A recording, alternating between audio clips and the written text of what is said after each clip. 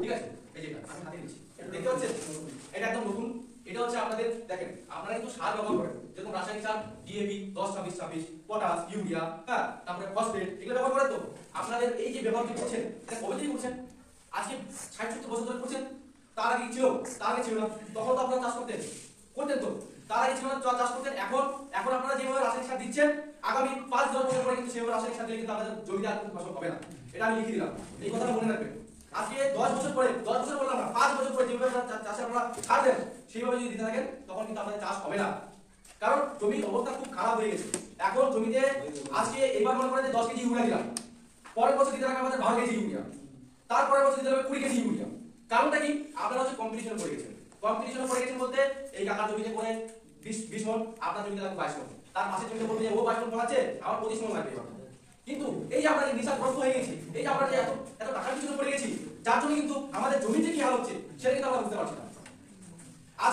আজকে মনে করেন যে কাকার বাড়িতে একটা ছেলে আছে, ওই ছেলে যদি মনে করেন যে পড়াশোনা করে চাকরি হলো না, সাপোজ চাকরি হলো না, সেই জমিটা যে মানে একটা কিছু তো করে দিতে হবে।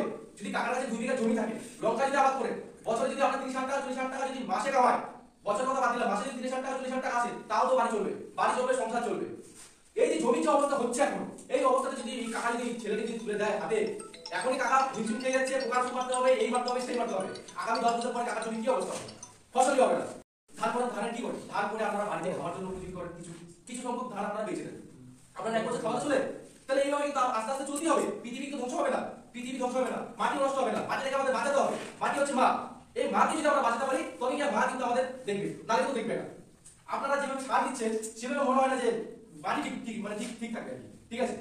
আপনারা ইউরিয়া দিচ্ছেন 20 কেজি করে, ঠিক আছে, ফলন পাচ্ছেন, ফলন ফলবে, এর মধ্যে দেখবেন পোকামাকড় উপদ্রব হচ্ছে, পোকামাকড়ের জন্য এক্সট্রা করে আপনারা বীজ দিচ্ছেন, ঘাস মারার ওষুধ দিচ্ছেন, ঘাস মারার ওষুধ দিয়ে আপনারা নষ্ট করছেন, প্লাস পোকা মারার ওষুধ দিচ্ছেন, আপনারা পোড়াও দিচ্ছেন, জমিতে পুরো ধরনের এত অত্যাচার হচ্ছে। জমি কিন্তু প্রতি থাকে না, জমিতে প্রতি থাকলে দম দিলে দম দেওয়ার ক্ষমতা নাই। আজকে 2টা গরু বাঁধলেও না প্রতি থাকে, 2টা গরু বাঁধার জায়গা নেই, বাড়িতে খেত দিয়ে রাখতে হবে, তাই তো? একদম খারাপ বলছি, তাই করি তো আমরা, আমার বাড়িতে আমরা তাই করি, আমিও চাষি। তো এই জিনিসগুলো কিন্তু দেখতে হবে। তো আপনাদেরকে রাসায়নিক সারের ব্যবহার কমাতে হবে, এটা মাথায় রাখুন। রাসায়নিক সারের ব্যবহার কমাতে হবে, রাসায়নিক সারের ব্যবহার কমালে তো হবে না।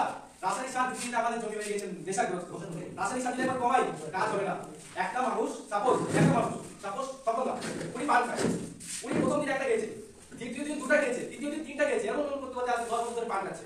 এখন ডেইলি 10টা করে পান লাগে, ওনাকে যদি বলি খেতে পারবে না, আস্তে আস্তে কমাতে হবে। যদি একবার ছাড়ে ওনার মুখে ঘা হয়ে যাবে, মাথা ঘোরাবে, প্রেশার হাই হয়ে যাচ্ছে। বেগুন করলেন, ঠিক আছে, বেগুনের হাত লেগে গেছে, বেগুনের হাতটা আপনারা 200 টাকায় ওষুধ, 200 টাকা কি খরচা করেন? 150 টাকা নিচে হয় না আর বেগুনের ওষুধ। আপনারা এখানে 40-50 টাকায় ভালো করে ট্রিটমেন্ট করতে হবে। কি করতে হবে? এটার সাথে কি করতে হবে? এটা 20 গ্রাম দিতে হবে।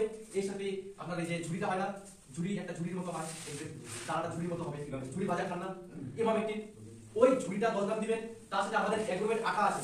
আটা বলতে কি? আটা আমরা কি বলি বুঝাই, আটে থাকবে, তাই তো? এটাকে আমরা আটা বলি, কিন্তু না, ওটা আটাটা, আটার 3টা কাজ আছে। অ্যাগ্রোভেট একদম ঠিক আছে। এই যে অ্যাগ্রোভেট আটা আছে, 3টা কাজ আছে। একটা হচ্ছে আপনার যে গাছের যে ওষুধটা পড়বে সেই ওষুধটাকে ছড়া দিবে। দ্বিতীয় নম্বর হচ্ছে আপনার যে ওষুধটা পড়লো সেই ওষুধটা গুণটা বাড়া দিল। তৃতীয় নম্বর হচ্ছে আপনার যে ওষুধটা পড়লো সেই ওষুধটাকে আটকিয়ে দিল। বুঝতে পারলেন? এখন কুয়াশা, আজকে মনে করেন 10 বিঘা জমি আছে, সকাল থেকে স্প্রে করলেন, তাও হয় নাই, সন্ধ্যা হয়ে গেছে, বাড়িতে আসলেন, একটু পরে কুয়াশা শুরু হয়ে গেল, ধুয়ে চলে গেল। আটাটা যদি দিতেন তখন কিন্তু আপনার যে কাজটা আছে সেটা কিন্তু দ্বিগুণ বেড়ে যেত। তো লঙ্কাতে করবেন কি? লঙ্কাতে যখন মাকড় লাগে, মাকড় দেখবেন যে পাতার নিচে থাকে, পাতার নিচে বাস করে মাকড়। আর আমরা কি করি? স্প্রে করি, উপরে স্প্রে করি। তখন দোকানদারকে গিয়ে বলি, খাওয়া বলি তুই কি ওষুধ দিছিস, ওষুধ কাজ করে না। অ্যাকচুয়ালি আমরা কাজই তো ঠিকঠাক ভাবে করতে পারি না, আমরা ওষুধ স্প্রে করে গেছি উপরে বলে। আর বাসা তো ফাংশন নিয়ে তো নিচে বসে আছে, আমরা তো ওষুধটা ফেলতে পারলাম না, তাই তো? ওষুধটা কাজে দিতে পারলাম না, যার জন্য মনে নাই আপনার ওষুধ ঠিকই দিছে, কিন্তু আমরা যে কাজটা হচ্ছে সেটা কিন্তু গন্ডগোল হয়ে গেল। আপনাদের হয়তো স্প্রে মেশিনটা নিচে করতে হবে, আর নয়তো আঠালে করবেন যাতে আপনার ওষুধটা ছড়া যায়। বুঝতে পারলেন?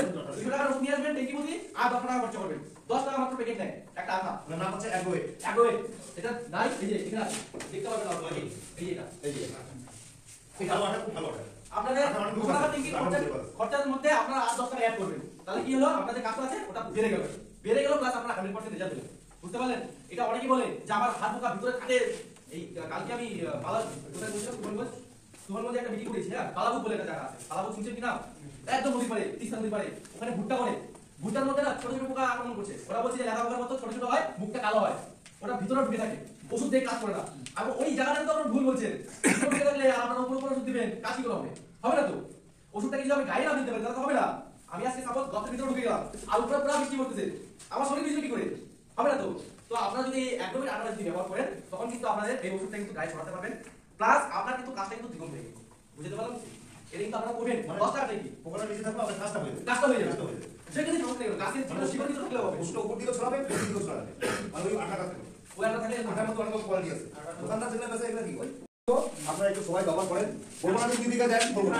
আপনি 1 বিঘা বা 1 বিঘা এটা সারসংখ্যা হিসেবে ব্যবহার করেন, আপনারা যাবেন। এটা অনুরোধ করেন।